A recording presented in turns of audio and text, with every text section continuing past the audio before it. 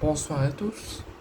On va faire un petit avant-match avant le choc de clôture de la troisième journée de Ligue 1 de ce soir, avant la trêve internationale, comme vous le savez tous, avec les sélections, les joueurs qui vont partir en sélection et les joueurs qui vont rester au club et qui vont s'entraîner et se préparer pour l'autre partie de saison. Et dont on va retrouver l'équipe de France qui va affronter la Belgique et l'Italie pour la National League à Paris et à Lyon. Et on va retrouver notre Olympique de Marseille et les équipes de Ligue 1 et de Ligue 2 dans 15 jours. On va faire quand même un avant-match sur la rencontre alléchante de ce soir entre le LOSC et le Paris Saint-Germain au stade Pierre-Mauroy. Le Paris Saint-Germain a démarré sa saison par 2 succès. À Montpellier, contre Montpellier au Parc, la victoire 6-0 et la victoire 4-1 face au Havre. Le Paris Saint-Germain va essayer d'enregistrer une deuxième victoire à l'extérieur et d'enchaîner, pourquoi pas, 3 matchs de suite sans la moindre défaite juste avant la trêve internationale. Et le LOSC va essayer, après sa qualification à Prague, d'enchaîner et de rester dans une note positive. La première chose à savoir dans cet avant-match, concernant la diffusion, pour ceux qui cherchent sur quelle chaîne sera diffusé ce choc alléchant entre le LOSC et le Paris Saint-Germain, ça sera uniquement et en intégralité diffusé sur DAZN. Et le match est diffusé à partir de 20h45 lors du coup d'envoi. Et il y aura l'avant-match sur DAZN à partir de 20h05. Au niveau de la probabilité de victoire des internautes, sur Google, sur les sites internet, tout ça, j'ai noté qu'il y a 23% des internautes qui pensent que le LOSC va s'imposer devant leur public sur leur terrain face au Paris Saint-Germain ce soir. 24%, donc c'est très serré, voient également un match nul. Donc c'est souvent des gens qui voient match nul ou qui voient une double chance Lille ou match nul. Et largement en faveur du Paris Saint-Germain, plus de 53% qui voient le Paris Saint-Germain s'imposer et potentiellement, selon ce qui se passera, la différence de but avec l'OM, récupérer la première place du classement, qui pour l'instant est concerné uniquement à l'OM. Au niveau de l'historique des confrontations depuis le mois de février 2022, depuis 2 ans, on enregistre 4 victoires du Paris Saint-Germain, un match nul et une victoire du LOSC. Le 6 février 2022, le Paris Saint-Germain s'était largement imposé au stade Pierre-Mauroy 5-1 face au LOSC.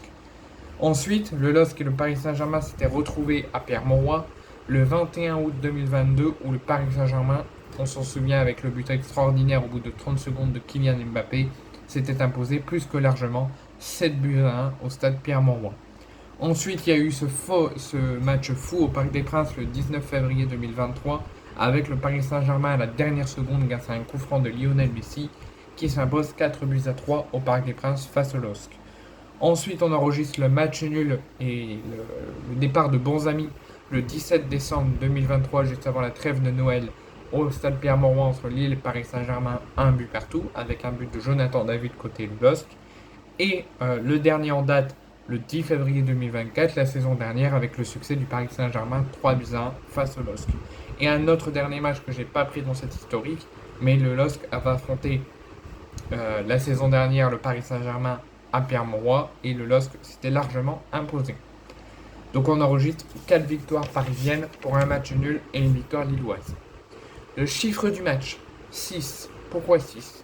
Parce que sur les 6 derniers matchs, que ce soit en coupe ou que ce soit en championnat entre le LOSC et le Paris Saint-Germain, mais également que ce soit à Lille ou à Paris, il y a toujours eu des buts dans les confrontations. Il n'y a quasiment eu jamais de 0-0. Même s'il y a eu des matchs nuls, ça n'a jamais été soldé sur un 0-0. Sur les 6 derniers matchs entre le LOSC et le PSG, toutes compétitions confondues et peu importe le lieu, ont vu les deux équipes scorer, ont vu les deux équipes marquer. Et sur les 6 derniers matchs, Lille a marqué 8 buts et le Paris Saint-Germain a marqué 22 buts au total sur les 6 dernières rencontres. Mais à chaque rencontre, Lille et Paris arrivent à scorer et à marquer.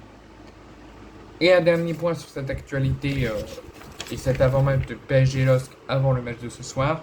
Côté LOSC, il y aura 3 absents. Nabil Bentaleb qui a une grosse maladie grave au cœur et qui pour l'instant n'a pas eu le feu vert et a l'interdiction de retourner sur les terrains. Ismaili qui est blessé et que son retour est toujours, à l'heure où je vous parle, la date est inconnue. Et Umtiti est en voie de rééducation après s'être fait opérer du genou. Donc pour l'instant, ça c'est les 3 seuls absents du LOSC, sauf forfait de dernière minute. Côté parisien, il y a 5 absents, dont 2 pour virus viral.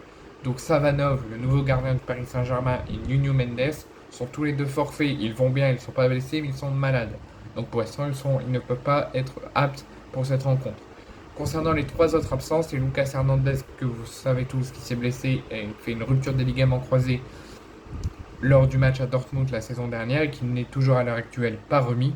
Presnel Kimpembe qui était revenu mais qui a rechuté, qui n'est toujours pas remis.